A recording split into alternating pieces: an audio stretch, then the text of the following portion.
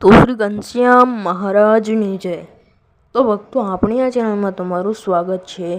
આજે આપણે શિક્ષાપત્રીના શ્લોકની કથા સાંભળવાની છે। તો આ કથા પૂરેપૂરી સાંભળજો, જેથી તમને પૂરેપૂરા પુણ્યની પ્રાપ્તિ થાય। ભક્તો, આજે આપણે શ્લોક 125 થી 130 જોવાના છે। તો ચાલો હવે આપણે વિડીયો સ્ટાર્ટ કરીએ। શ્લોક 126।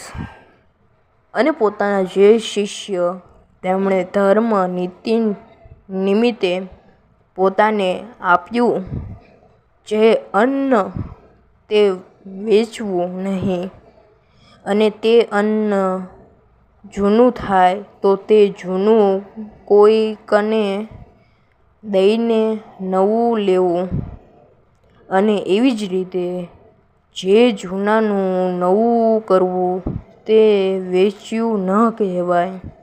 શ્લોક 127। અને ભાદરવા સુધી ચતુર્થીને દિવસે ગણપતિની પૂજા કરવી, તથા આસો વદ ચતુર્થીને દિવસે હનુમાનજીની પૂજા કરવી। શ્લોક 128। અમે અમારે આશ્રિત જે સર્વે સત્સંગી તેમના ધર્મની રક્ષા કરવી ને અર્થે એ સર્વના ગુરુપણાને વિશે અમે સ્થાપના કર્યા, એવા જે તે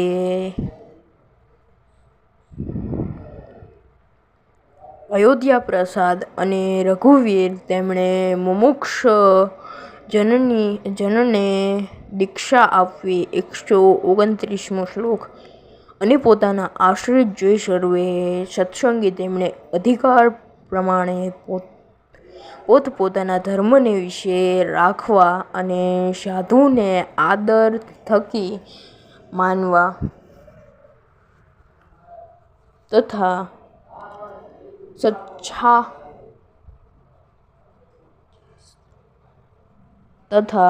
સચ્છાસ્ત્રનો અભ્યાસ આદર થકી કરવો। શ્લોક 130।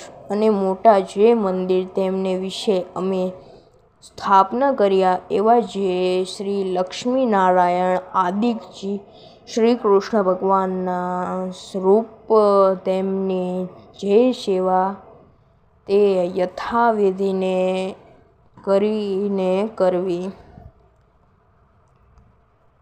ભક્તો, જો તમને વિડીયો પસંદ આવ્યો હોય તો વિડીયોને લાઈક કરજો, ચેનલને સબસ્ક્રાઈબ કરજો, કારણ કે આપણા આવા જ વિડીયો અવારનવાર આવતા રહેશે।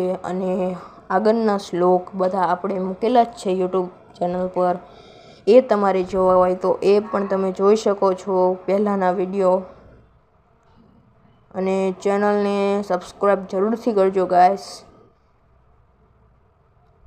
અને ચેનલને સબસ્ક્રાઈબ જરૂરથી કરજો ભક્તો। તો ભક્તો, આજે બસ આટલું જ તે। આપણે મળીશું નવા વિડીયોમાં નવા શ્લોક સાથે। ત્યાં લગી બધાને જય સ્વામિનારાયણ।